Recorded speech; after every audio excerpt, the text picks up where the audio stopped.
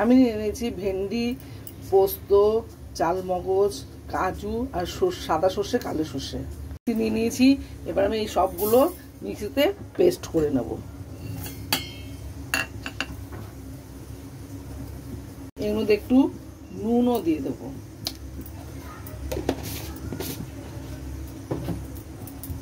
আমি দুটো কাঁচা লঙ্কাও দিয়ে দিচ্ছি।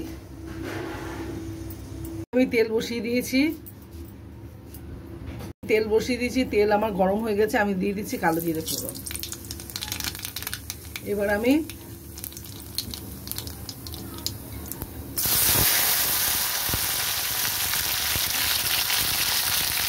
ঢ্যাঁড়সগুলো ছেড়ে দিই।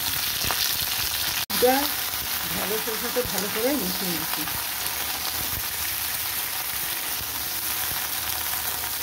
এইগুলোকে কেউ ঢ্যাঁড়স বলে, কেউ ভেন্ডি বলে, আপনারা যা বলেন।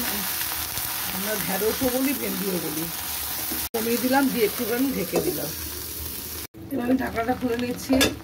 আমার ঢ্যাঁড়সও ভাজা ভাজা হয়ে এসছে।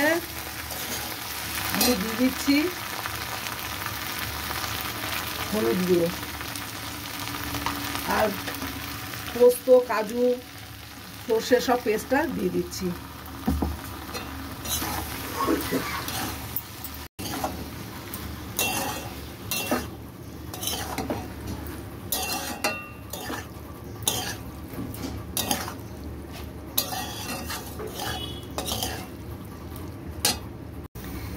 দিয়ে দিচ্ছি একটু নুন। আমি বাটাতেই দিয়েছিলাম, এখন অল্প করে একটুখানি দিলাম। ঝাল আর নুন আপনাদের টেস্ট অনুযায়ী দিয়ে দেবেন। এটা হয়ে গেছে, আমি এবার এটাকে নামিয়ে নিচ্ছি।